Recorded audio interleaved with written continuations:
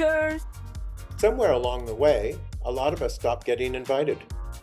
The bars changed, the friends scattered, and nobody handed us a map for what comes next. So we made one. I'm Scott. I'm Colin, and this is Happy Endings at Shameless Acres, also known as HEASA. And this is the HEASA Happy Hour. Real conversations with gay men 55 and up. About aging, friendship, purpose, and everything we were never supposed to say out loud. Pull up a chair. You're not late. You're right on time, and you're right where you're supposed to be. Tonight's topic is health is wealth. I don't know about you, but for many of us, turning 60, we wake up to a whole new reality about our health and also the health of people around us. And also there's many people here that have lived through the AIDS crisis, so this is not strange to us. Thankfully, it's been dormant for many years, but now I feel like in some ways, reliving a little bit of that crisis, having friends that are having health issues and facing my own health issues as well.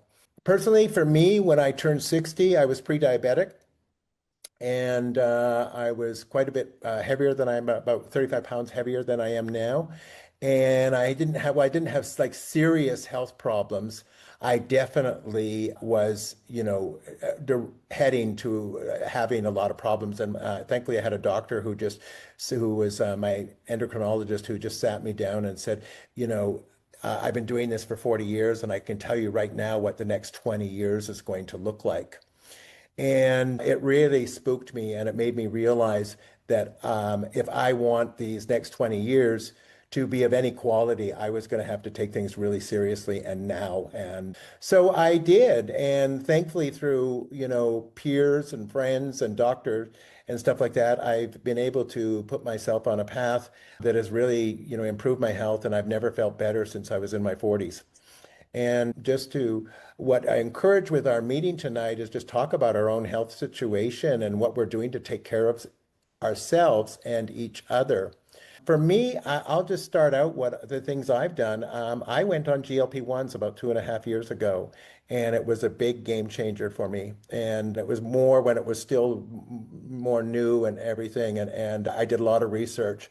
And thankfully, I didn't have the big side effects, and it really helped me. And then as I was able to lose weight, and then also I was chronically low on testosterone, and I started testosterone therapy. And with the combination of those two, I was able to start for the first time in my life a serious exercise program. And then done other things to take care of my health. When listening to my friends, I wanted at my life a better sex life also, and a friend of mine who goes to the sauna all the time and is in his 70s, and I said, how do you do that? I just couldn't imagine it. And he says, oh, I take daily Cialis. And I thought, oh, really? And he told me that there's this daily thing, and I thought, oh, okay. And I talked to my doctor about it, and he's 75, and he said, oh, yeah, I take it too. Would you like, here, I'll give you a whole bunch of free samples. And so that was another thing that I did that really improved my life and vitality and everything else. And it was really great. And I realized that so much of it was just sharing this stuff from one to another of what we're doing in our lives to kind of deal with things and take care of ourselves. I used to also be on antidepressants for about 25 years, and I've been now almost 4 years off of antidepressants, through doing psilocybin therapy. And so that was something else I did to take care of my health. The last thing I'll say before I go to let other people share was I'm a big fan of RuPaul, and I think his story is really fascinating. And I read his book, and he adopted a mantra which was called "Health is Wealth." And when I was 61, I adopted that mantra I don't do New Year's resolutions. I adopt a mantra for the year. And that's what I adopted. And so that's what today's topic is how do we take care of ourselves and each other? And with that, the floor is open. If I can ask people to mute themselves, and then who would like to speak up, just put your hand up. And we will pick who's first, we think is first, and share. Since we've only got, I think, about 9 people right now, we probably have about 5 minutes each. So that would be great. The floor is open, and I'll mute myself. Yes, Don, go ahead. Can you hear me? Yes, we can hear you. Okay, great. Similar story. I had a personal trainer years ago that gave me a mantra. Said we're organic beings, so keep growing or die. And that sort of has stuck with me, with always trying to learn something new and uh, discover something new. When I turned 65 a couple of years ago, I learned how to scuba dive and being healthy. And I discovered when I was 40 that I was type 2 diabetic. I have a totally opposite story with the GLP-1s and will have nothing good to say about them. But that was my experience, and my result was found myself 35 pounds lighter, which I didn't need to lose, and spent my afternoons sleeping on my couch, which is not how I wanted my retirement to be. So I had a quick chat with my doctor, and they said, go off them, get off them. And I'm back on a on a regimen that works for me, and I'm at the gym 6 days a week. I'm working with a personal trainer. I'm taking a painting class. I'm trying to be more social and learn something new and just keep growing. So that's my story. Who's next? Merv. There, I think I'm unmuted. Similar story. I'm HIV positive and was diagnosed in 1990, and would frankly be dead without the Canadian healthcare system, which has probably spent more on me than I've earned in my life. You know, it's a great thing. One thing I wanted to talk a little about is my most recent husband died in October, so I nursed him through his death, and my lover before that, he died in 2009, and I nursed him through that. But when I met Paul, my most recent husband, I moved from Ottawa to Burlington, where I am now, and he had multiple issues. He was HIV positive, and he had a heart condition, and he had diabetes. And, you know, when I moved here, suddenly I found myself eating no fats, no sugars, and no salts. And I started losing weight incredibly. So much so that I went to the doctor and said, I'm concerned I'm losing weight so fast. You know, so they checked me all out, and it was just about diet, his diet. But through our time together, shortly after I moved in with him, he had a quadruple bypass surgery, so I was the nurse. And then I had a detached retina, so he nursed me. And, you know, it kind of went back and forth, which was one of the wonderful things about having a partner. Now I find myself alone, and caring for myself is something I really have to get my head around. I mean, for example, I've slipped back into my own diet, and I'm putting on weight like there was no tomorrow. So interesting to hear you guys' comments on how you manage your health issues. Looking forward to it. Thanks, Merv. I can just jump in just on the diet issue. You know, like I said, I was about 35 pounds heavier, and yes, the GLP-1s helped. But one of the biggest things I discovered was the about the whole thing about ultra processed foods. And I really studied a lot about that. And I found out that, you know, United States reached peak calorie consumption in year 2000. And yet they continued to gain almost 20% more pounds on average. And it was like, oh my God, it's the food. It's the food. So because of taking the GLP-1s and they're just not, the cravings have gone away, I've been able to focus way more on just eating real food versus the ultra processed foods. And I know that that has made a huge difference on a lot of things. And it doesn't mean I don't eat ultra processed foods. The average American eats 70% of ultra processed foods nowadays. And they get you to try and get that down to under 30%. And I'm definitely in that category. And I really noticed the difference in my whole digestive system. mood and all of these other things. And so I just really wanted to throw that in out there. That is something that I really learned at this. There's 10 food companies, and it's either 7 or 8 are owned by the tobacco companies. And they started buying the food companies in the 80s. And they figured out how to make everything very addictive, just like they did cigarettes.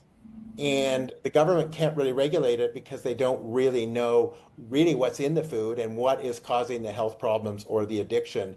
And they couldn't even put a soda tax on in New York. So there's no way that they can really, legislate, additives and things like that in food. So just really wanted to throw that out there. This is the kind of stuff that I've been learning and just wanting to share with other people about that I've learned that has made a big difference in my life. So with that, I'll just mute. And who's next? Forrest. Well, Greg's gonna talk first. You can talk if you want. Doesn't matter. Lord, I have had all my life, I have had problems with weight. I was a fat kid. And when I started doing martial arts and Weight Watchers, when I was a teenager, me and my mother, I lost 60 pounds as a teenager by the time I was 15. And then with martial arts and a lot of activity, physical activity, I was able to keep it off for quite a while throughout my 20s and into my 30s. And then because I played with girls, I had a son. As Greg says, when you play with girls, that's what happens.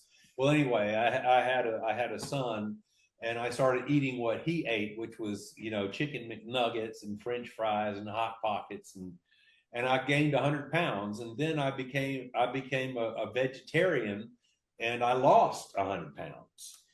And then we got together and he gained 40 or 50 pounds back because he starts to eat like I do.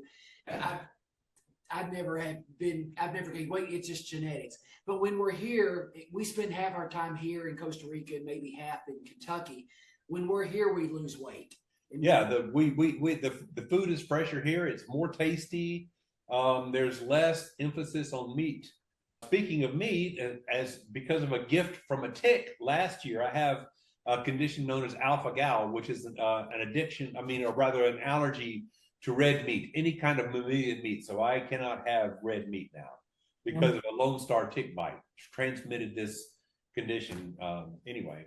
But yeah, I've lost 100 pounds once, and then I went back on Weight Watchers back in 2017, and I lost, I think, what 60 pounds, something like that.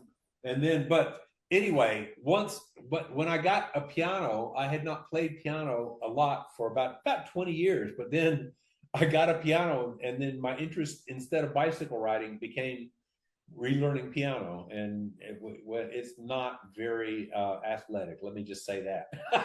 My little butterball. That's right. I'm his little butterball. We spend about half our time here and half our time in Kentucky. We live a bifurcated life, and I hate it. I wish I were just here, but we're at the point where my parents are living, and his my mother's so his still parents, doctor, church, rental property. So we go back and forth and spend half the time here and maybe a little less than half the time up there. And hopefully, eventually, we'll be able to spend most all our time here. His cousin made an interesting comment when we were at the funeral of his longtime business partner.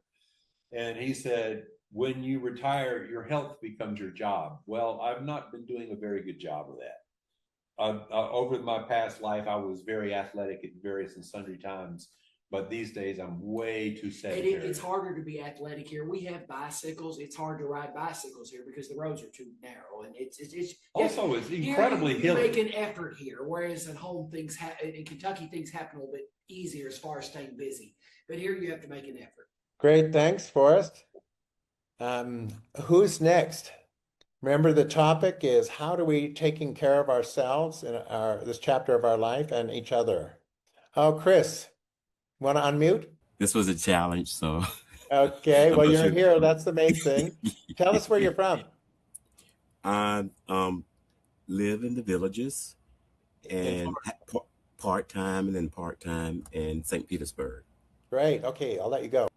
Yeah. So I just, as far as health is concerned, I'm fortunate not to have any health problems right now at the age of 65. I'm not on medications. I'm not having any surgeries or anything like that. So I feel blessed.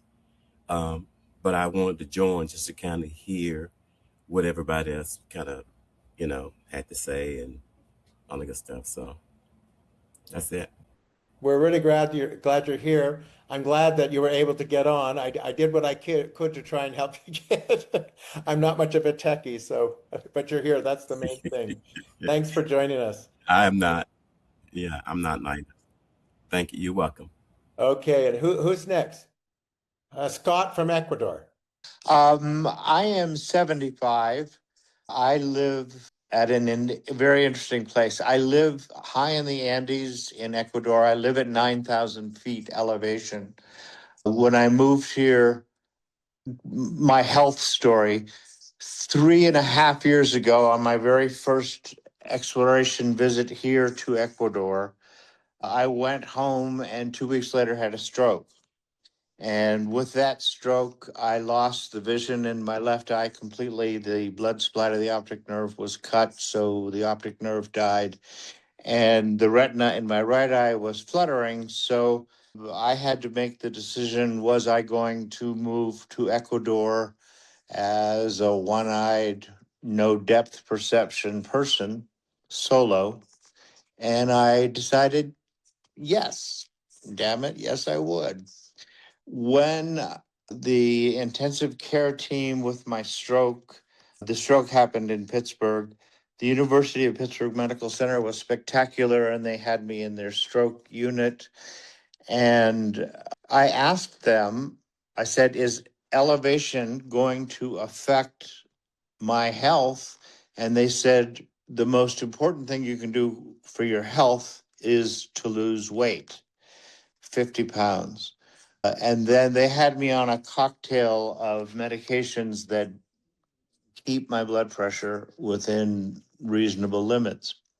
So they said I needed to, before I made the final decision whether to move to Ecuador, go to the doctor here and make sure that every medication that they had on my list was available without substitution and without it being generic version. They wanted brand version.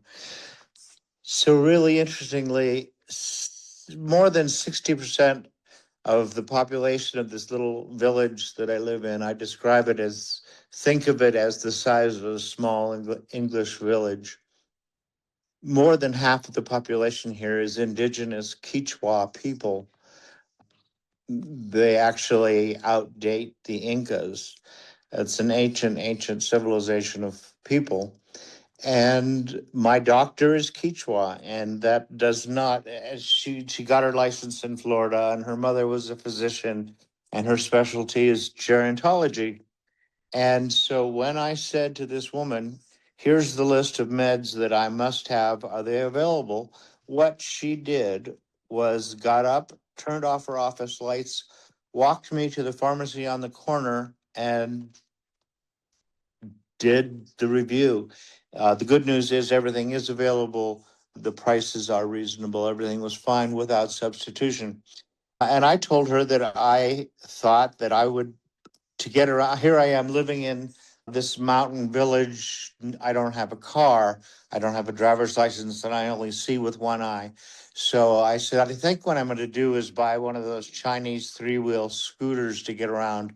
And she said to me, the first prescription I have for you is walking, and that is not a suggestion. That is a prescription.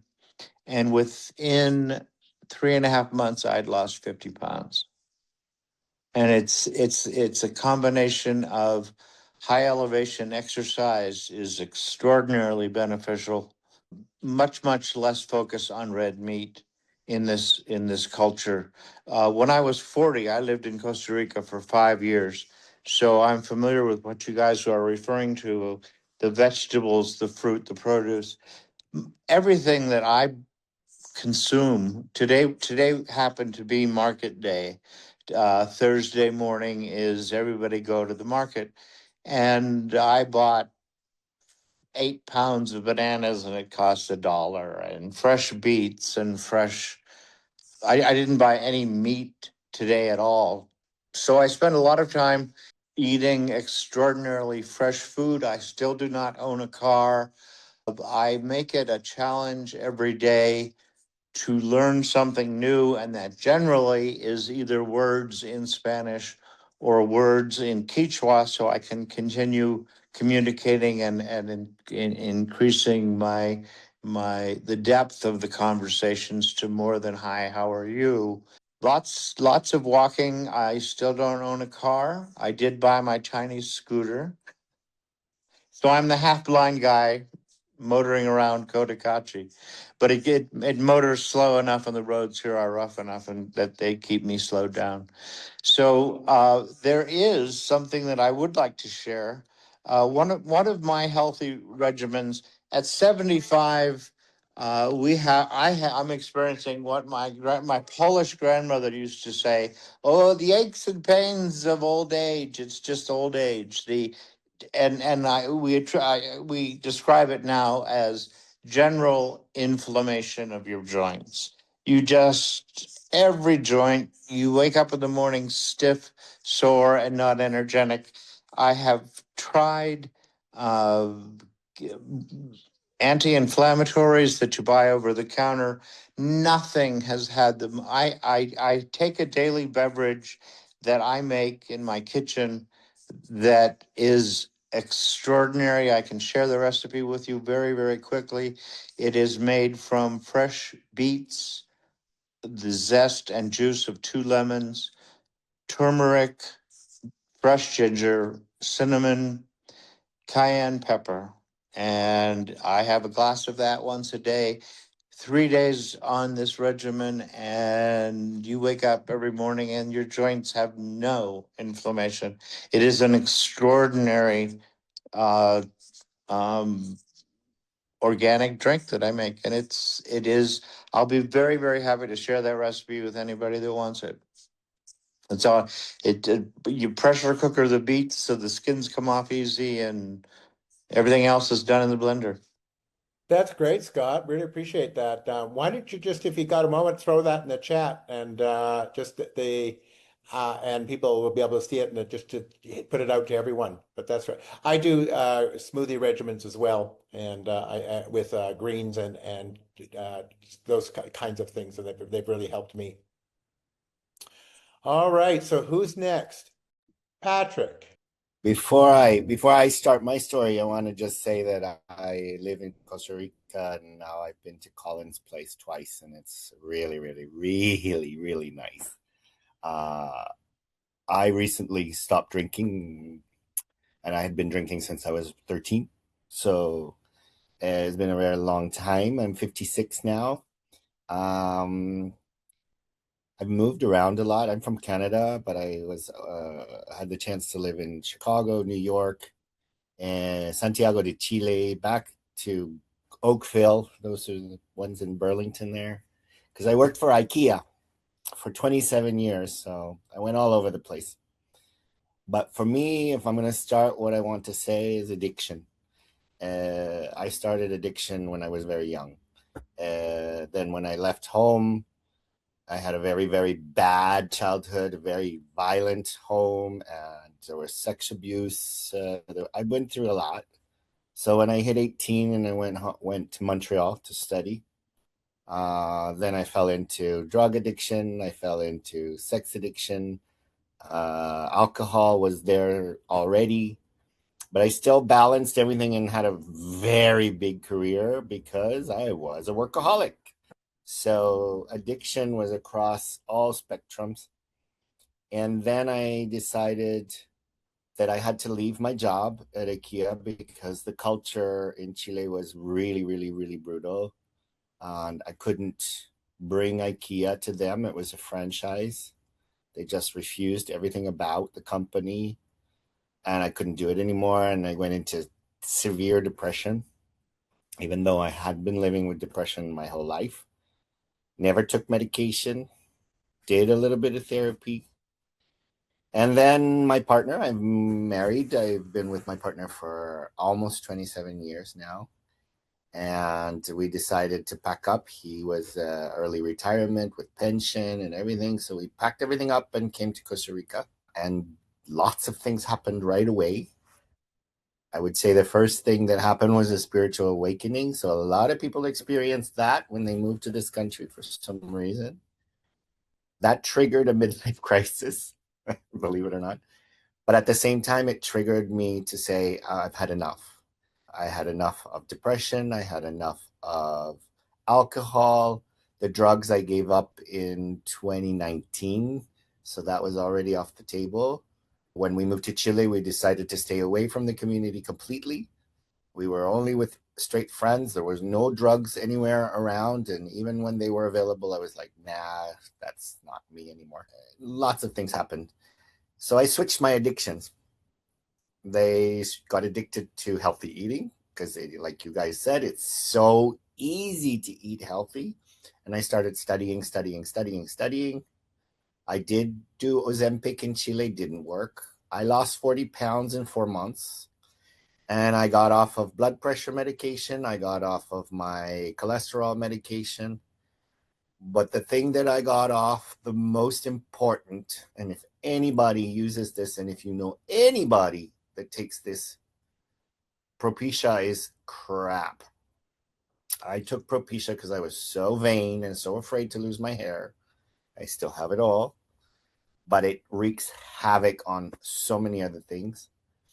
Your sex life, your sex drive, your sex organ is affected. And then when you have it in combination with other diseases and other medication, it's amplified. So we dropped that. Both me and my partner were on that for a long time. And we gave it up and it changed everything. The sex came back full, the sex drive.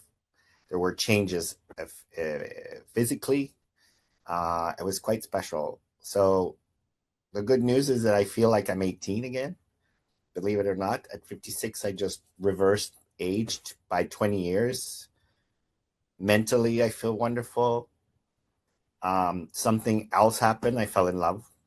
So now, since we had an open relationship already, I have a boyfriend and a husband, and it's okay. It works. We're managing. But I will tell you that in my bucket list, not bucket list, sorry, I have bucket list.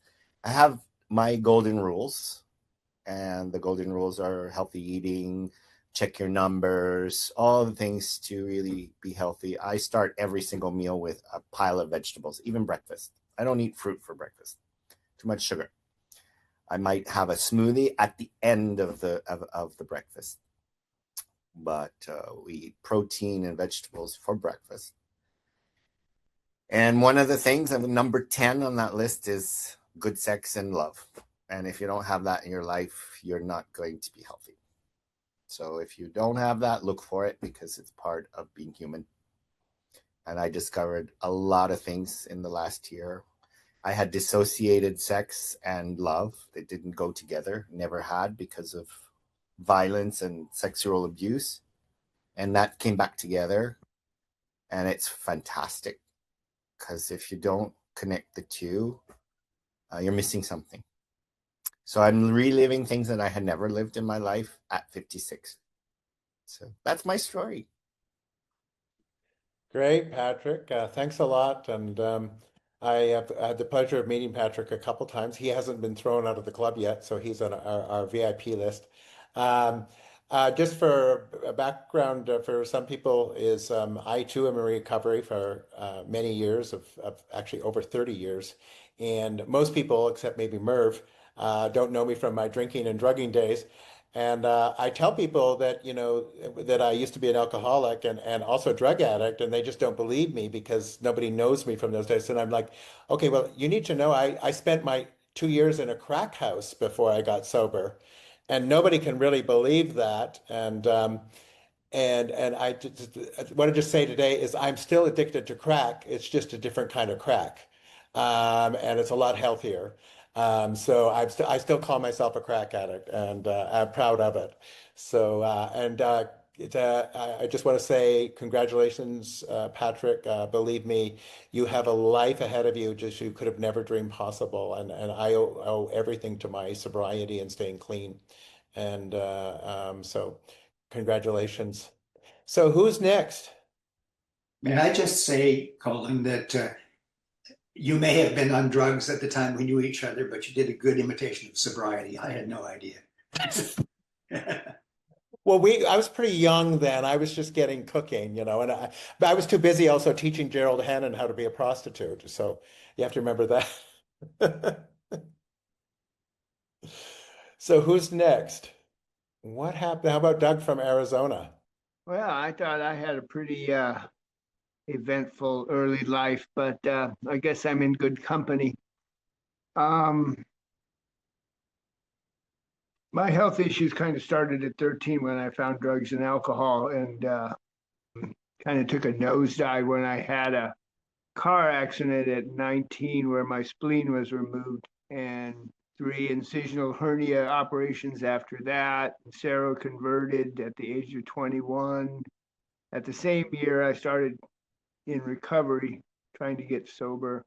I began with long-term sobriety. I became far more interested in the health I hadn't paid any attention to for decades. So I did a lot of research, started studying what medical students learn, just to learn about the body, anatomy and physiology sort of stuff, and became interested in calorie restriction about 15 years ago, and have tried various methods of that. Currently, I'm on time restricted eating, which is working pretty well. I maintain a pretty good weight. 8 years ago, I discovered pickleball, which is the first sport I've ever had in my life. So I started building some stamina that I didn't have before.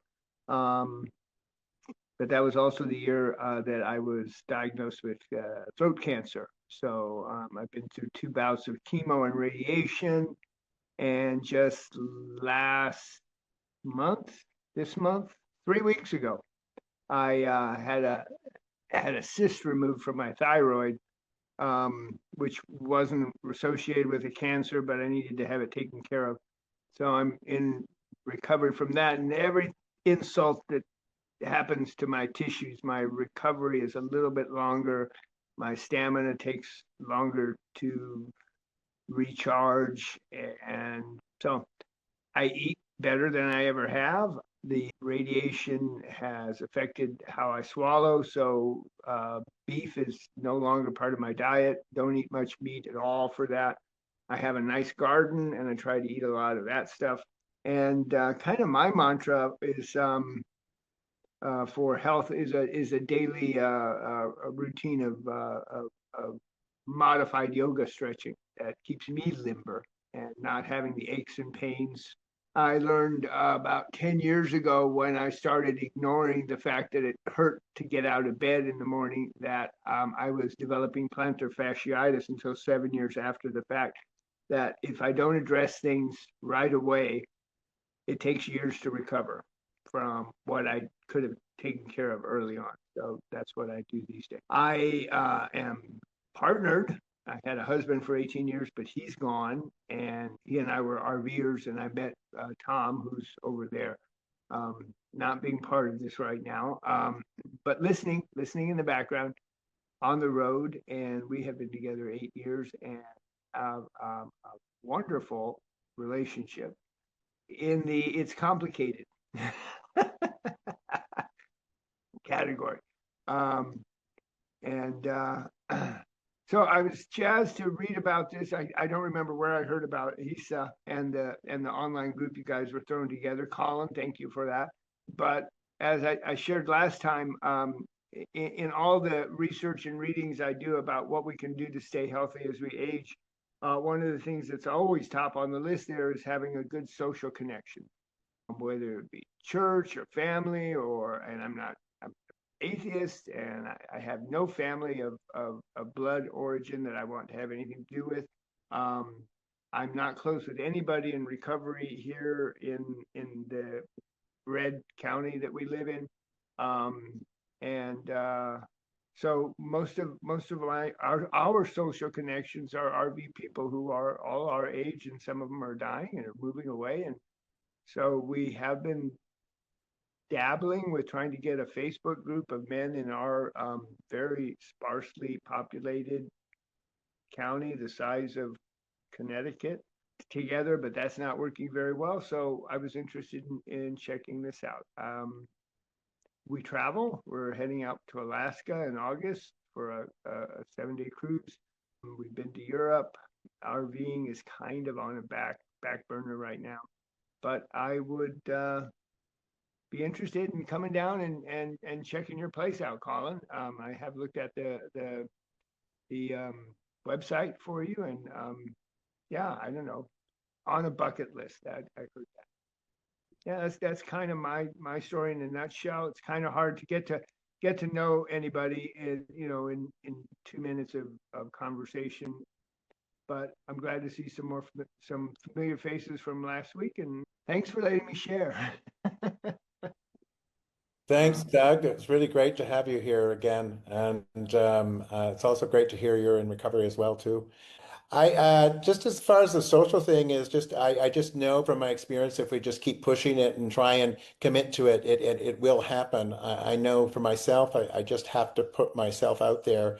And I live in a rural environment, and these days, especially now with the club, but also just with other things, I've never been so social, and it has really added a lot to my life. And so don't give up. You will find your community. They're around you. You just got to, push people along and be there, and it'll happen. So who else do we have that hasn't shared? Enrique is hiding there in the corner. Hi, I'm not really hiding, but I don't have much to share today. A couple things going on. Internet at my house is down, so I'm using the phone. So if this is really slow or hard to understand, I have a bad connection today. But today I was more in to listen than to share, because I'm actually pretty healthy and I've been pretty healthy throughout my life. But I am getting to a point where, I don't know, my knees start feeling or sounding like eggshells, and I have other issues. I get up, late at night to go to the bathroom, that kind of thing, and that's fairly new to me. For years, I never had anything like that. So I was interested in this topic, just to listen in and sort of see where things are headed for me, I guess, in a way. I don't really have the story of my own to share, other than like Doug mentioned, and I also remember you from a couple of weeks ago when we had the first of these meetings. The sense of community, or just having conversations with people who have had similar experiences or interesting experiences around the type of life that we've all lived, in a way, with, of course, a lot of variation, but there's a lot in common. And these are things that I don't really talk to many people about. I'm out in my community. My family knows who I am. I had a partner for 15 years. I've been on my own for the last 3. But even so, I'm not one to easily open up or talk about a lot of these things. And so just finding a community where these conversations happen is very valuable to me. That's what I had. Great, thanks, Enrique. And stick around. I know you're on the younger end of the group here, so trust me, it gets different. But also, thankfully, I actually snuck in, right? Technically, I'm supposed to be 55. I'm just a couple of years under that, but yeah. Yeah, don't worry. I won't tell I you. did snuck in. So, All right, thanks. Yeah, I so haven't kicked out of HEASA either. So yeah, I have a something lot in of common with Patrick. Yeah, I've survived. a lot of people have mentioned about having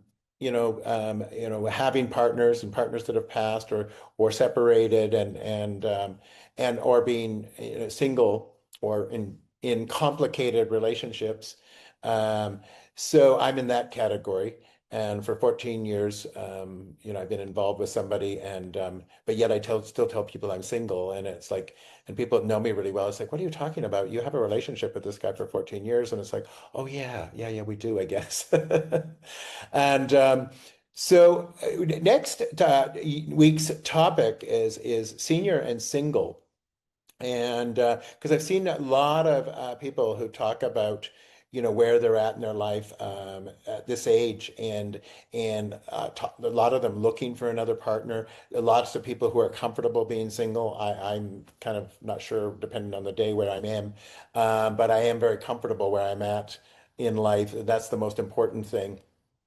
And so we have next week, which not next week, the next topic is 2 weeks. We hope to go every week. That's our goal. And we're still working on getting it together, and can use anybody that's willing to volunteer with us. If anyone's got any video editing, especially because we're putting this on the podcast, so we can reach as many people as possible, and try and get the discussion happening. Even people just listening will pick up a lot from these podcasts, just from hearing what we have to say and how we're coping through our lives. We also, I really commend everybody sharing so freely. You're being very courageous. There's a lot of things that people won't talk about, but want my new mantra for this year is to it's called Embrace the Mess, which is embrace my authentic self.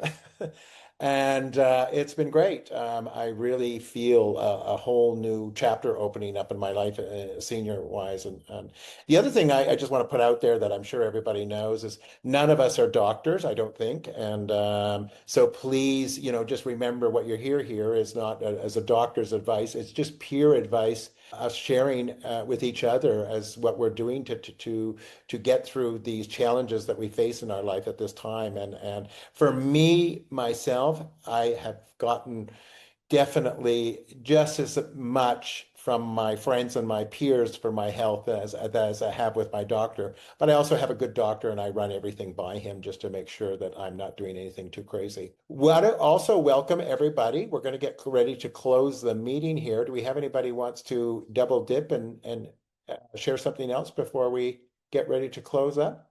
Forrest, okay. Well, I was actually just writing Doug a message, but he mentioned church. I was a church person for a long time, and actually, I have been a church person all my life. I went to a Pentecostal church, but because I wanted to have the demons of homosexuality cast out of me. I was raised in a Protestant denomination. My mother was a musician, choir director, an excellent musician, and so I was always singing in her choirs. Greg and I are church people.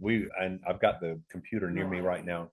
But anyway, we're church people, and we have found a congregation here. But what I was going to say, Doug, is that if you're not aware of the Unitarians, I don't know how you could be as advanced in age as we are and not be aware of the Unitarians. But if you want a church congregation, and if you can find a Unitarian Universalist congregation near you, I am an atheist, and I lost my religion after I was kicked out of a United Methodist Church, having been a music minister there for about 3 years, and also being a church musician for many years.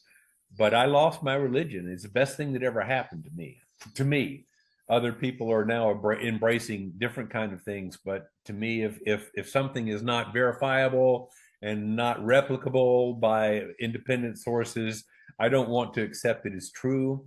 But the Unitarians, they absolutely welcomed me, and the fact that I'm gay or whatever, that I had an illegitimate son. That's where I had known Greg before I ever went to the Unitarian Church. But Greg and his former partner, Steve, and I had introduced them many years ago, but they invited me to the Unitarian Church after my breakup with Jesus. And so it turned out to be a really good thing.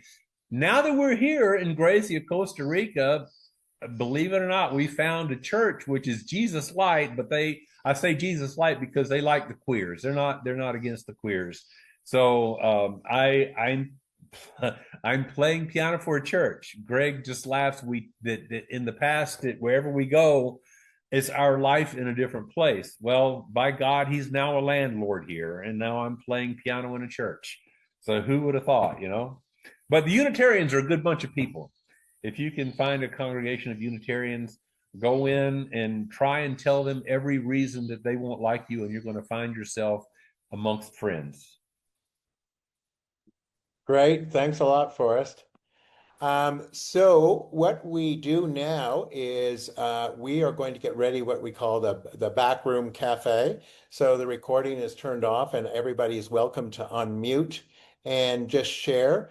And anybody also that is open to being contacted by other members, please just put your name in the chat and your phone number or email or however you want to be contacted. It's not mandatory, just anybody who's open to being contacted by other people, just throw it in there. And please, if you can, share and tell your friends about this group, because next session is anybody that's looking for love, lust, or coping with being single or loving being single. We really want everybody to participate, and I think it'll be a lot of fun and see what everybody's doing in this chapter of their life with their romantic and intimate lives. So with that, I'll ask Byron, if you'll stop the recording. Pack your bags, leave the past behind. There's a brand new dream you're gonna find. Laugh a little louder, chase what matters. It's happy endings and shameless acres.